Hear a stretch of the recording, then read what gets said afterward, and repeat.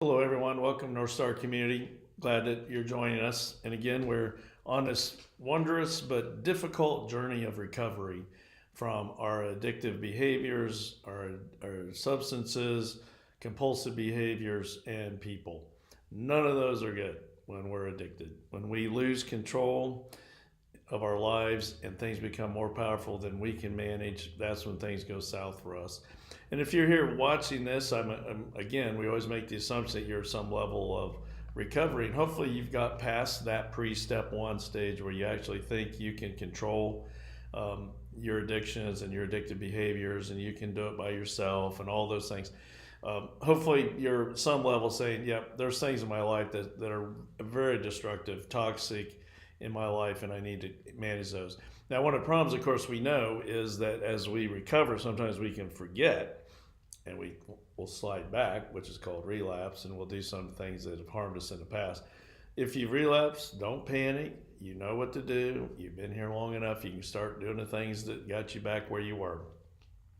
Recovery is a long process. It's really never ending, but don't take that as a bad thing. It's a good journey, and once you get on it and you start experiencing some of the rich, full, meaningful life aspects, it's worth it. You know, if you have purpose, you have connection, you live with gratitude, all those things that make life worth living is you'll start getting them, and it actually can be for you. And many of us, we haven't really had a lot of opportunities to experience this, but we can now. And also, if you're, listen to this, you have some connection with NorthStar. If you're local, hopefully you're coming to group and you're seeing how it's helping you to be surrounded by other people who've been through what you've been through, or things similar. You realize you're not alone, but also you may be there for someone new who's really struggling. So recovery is a beautiful thing, and the only way I'm always reminded of Russell Brand's quote about addiction starts with pain and addiction ends with pain.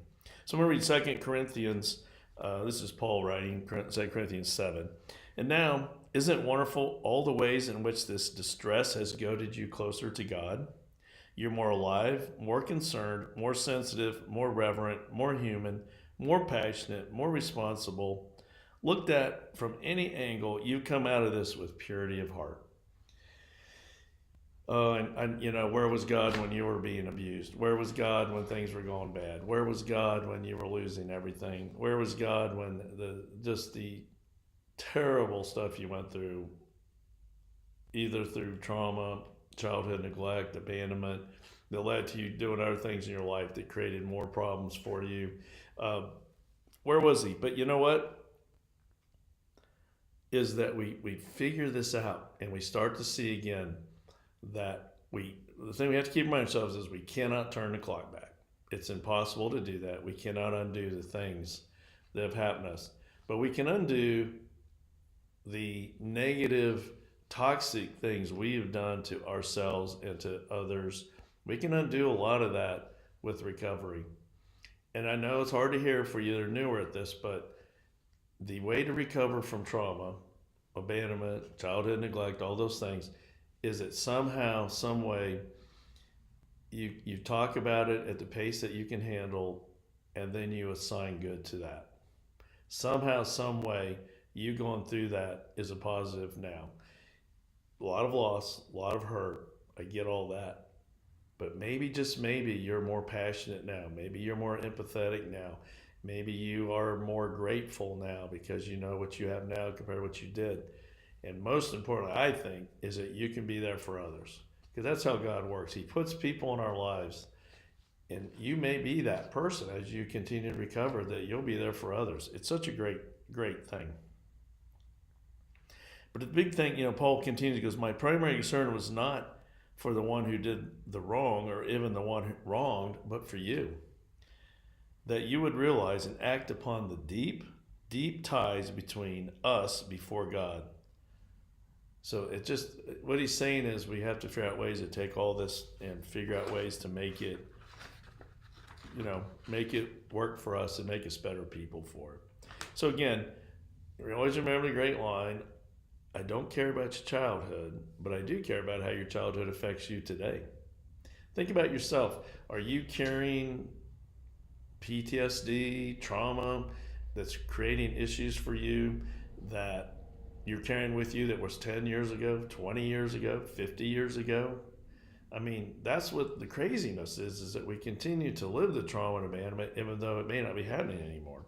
And of course, if you're in a traumatic situation now, it'll tell you to get out of it.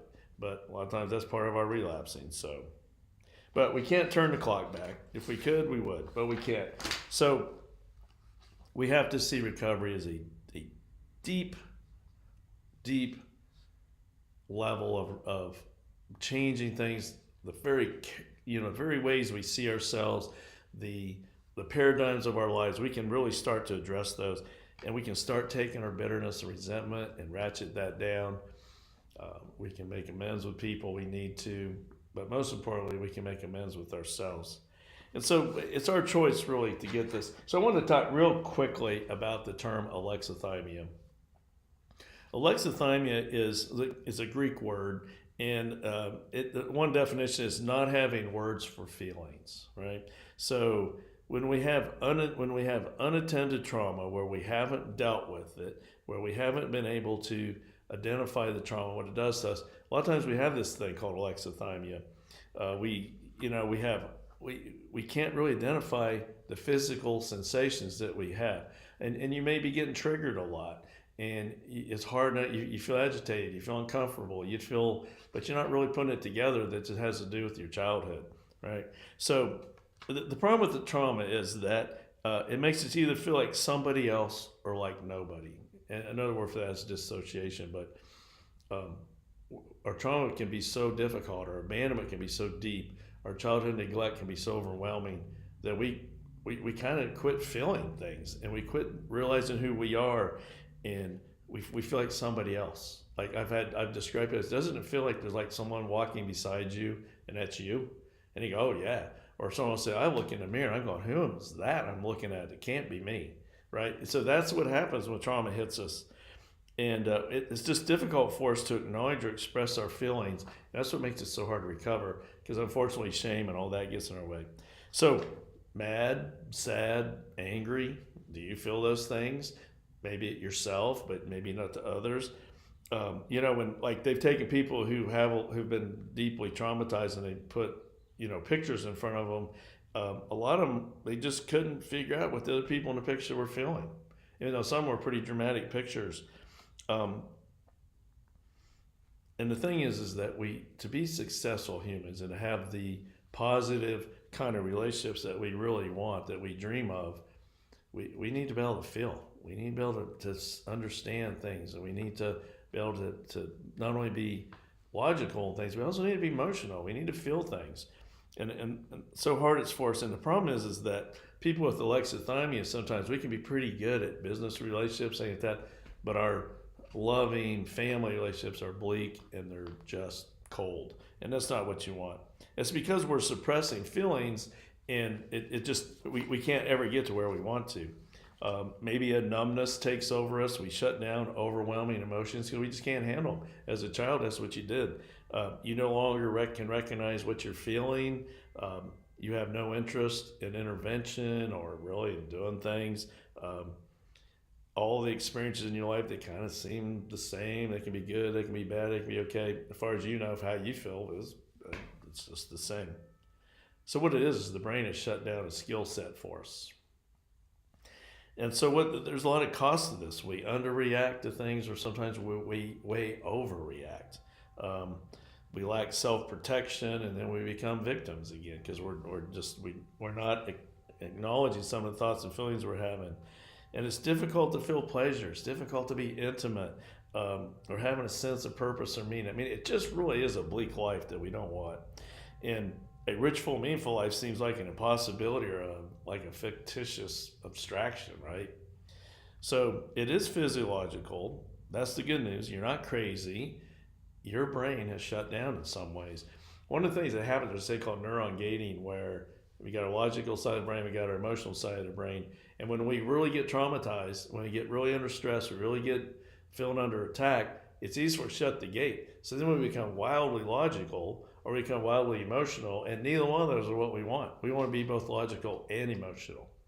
And when you have alexithymia, you just don't feel anything. I mean, it's just tough. No feelings is not a way we want to live. And we have to understand, we have to take action. We have to get focused on how we feel. That's why when people come talk to me, you hear from me all the time. How do you feel about that? What's your feelings? And what do we want to do? They want to tell me about how they think. I understand how they think. I want to know how they feel. And it's important to start understanding that and start bringing those feelings up.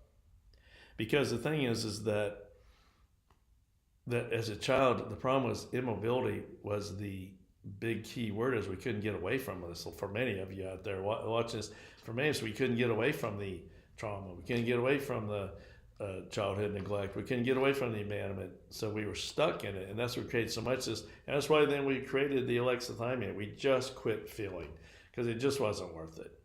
And then you come to somewhere like NorthStar or AA, and we start telling you what you need to start thinking about these things. You need to start recognizing them. You need to start understanding what got you to do the things you did or didn't do. And why do you have alexithymia? Because it's painful to think about stuff. But you cannot recover without the pain. Pain starts all this, pain ends it. When you get enough pain in your life that's finally not worth doing all the crazy stuff we're doing with our addictions, then we can get better. But we have to acknowledge the pain. We have to see it. We have to feel it, not act out all the time with it. And so it's just so, I just wish we could all just get over this. So there's a quote here from Gerald Sitzer, Grace Disguise. He goes, "The quickest way to reach the sun in light of day is not to run west, chasing the setting sun, but to head east, plunging into the darkness until one comes to the sunrise." So how do you do these things? What do you got to do? You have to come up with ways. I think you have to get with people to help you overcome this. Support groups are so good to help you start understanding how you feel about things. When you see other people who have had similar stories to you talking about how they feel, and they're not dead afterwards, they're still okay, you start seeing it. You need to start writing down things that you're grateful for. You need to just write down something. It's just so important. Another thing you do is write down unrealistic, negative thoughts you have about yourself, but I think that's helpful with others. So so alexithymia is this condition of where you just don't know how you feel. You can't describe it. You can't identify it. The problem with it is that we start acting out in ways that we don't understand because it's really about how hurt we are, how sad we are, how traumatized we are. We don't see it, so we act out. We do crazy things that really harm us and others around us. And we're probably being harmed by others who had alexithymia. Alexithymia does not have to be a permanent condition. You can fight it. You can reduce it. You can get to where you can actually feel enough to have a ritual, meaningful life. So I hope this was helpful to you. So again, we meet on NorthStar meets on Wednesdays and Fridays at 6:30 here at Walnut Grove Baptist Church at 7046 Cold Harbor Road here in Mechanicsville, Virginia. If you ever want to reach out to me, you can email me at csimpson@wgva.church. Love to hear from you. So anyway, have a great week. You don't have to live with the dull, dark, gray, drab, empty life. You can have fun, you can have purpose, you can have gratitude, the things you want to feel. But you got to recognize alexithymia and you got to do something about it. So thank you again for joining me. Have a great week. Continue on your journey of recovery. Let's close with a prayer of serenity. God, grant me the serenity to accept the things I cannot change, courage to change the things I can, and wisdom to know the difference. Living one day at a time, enjoying one moment at a time, accepting hardships as a pathway to peace. Taking, as Jesus did, the sinful world as it is, not as I would have it. Trusting that He will make all things right if I surrender to His will, that I may be reasonably happy in this life and supremely happy with Him forever and the next. Amen. Thank you again for joining me. Have a great week.